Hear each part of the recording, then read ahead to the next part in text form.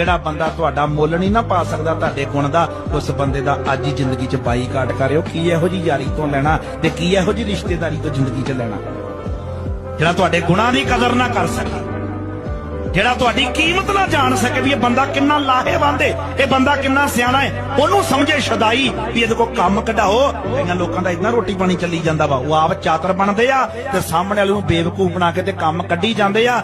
ਪਰ ਸਾਹਮਣੇ ਵਾਲਾ ਭੋਲੇ ਭਾ ਕੰਮ ਤੇ ਕਰੀ ਜਾਂਦਾ, ਪਰ ਉਹਨੂੰ ਇਹ ਨਹੀਂ ਹੁੰਦਾ ਕਿ ਉਹਨੂੰ ਕਿਸੇ ਕੁੰਡੀ ਦਾ ਪਤਾ ਨਹੀਂ, ਉਹ ਅੰਦਰ ਦੀਆਂ ਕੁੰਡੀਆਂ ਸਾਰੀਆਂ ਜਾਣਦਾ ਵੀ ਮੈਨੂੰ ਸ਼ਦਾਈ ਬਣਾਉਂਦਾ। ਜੌਹਰੀ ਸ਼ੈਤਾਨ ਸੀ, ਉਹਨੇ ਬੰਦੇ ਨੂੰ ਕੋਲ ਸੱਦ ਕੇ ਆਖਿਆ ਹਾਂ ਪੱਥਰ ਜਿਹਾ ਦੇਣਾ ਹੀ ਮੈਨੂੰ, ਹੈਗਾ ਤੇ ਹੀਰਾ ਸੀ ਜੌਹਰੀ ਸ਼ੈਤਾਨ। ਉਹ ਕਹਿੰਦਾ ਪੱਥਰ ਜਿਹਾ ਦੇਣਾ ਹੀ, ਇਹਦਾ ਮੁੱਲ ਪਾਉਂਗਾ 2 ਕੌਡੀਆਂ। ਬੰਦਾ ਗਰੀਬ ਸੀ, ਉਹਦੇ ਭਾਣੇ 2 ਕੌਡੀਆਂ ਬੜੀ ਵੱਡੀ ਗੱਲ ਆ। ਕਹਿੰਦਾ ਲਿਆ ਦੇ 2 ਕੌਡੀਆਂ ਤੇ ਪੱਥਰ ਜਿਹਾ ਚੁੱਕ।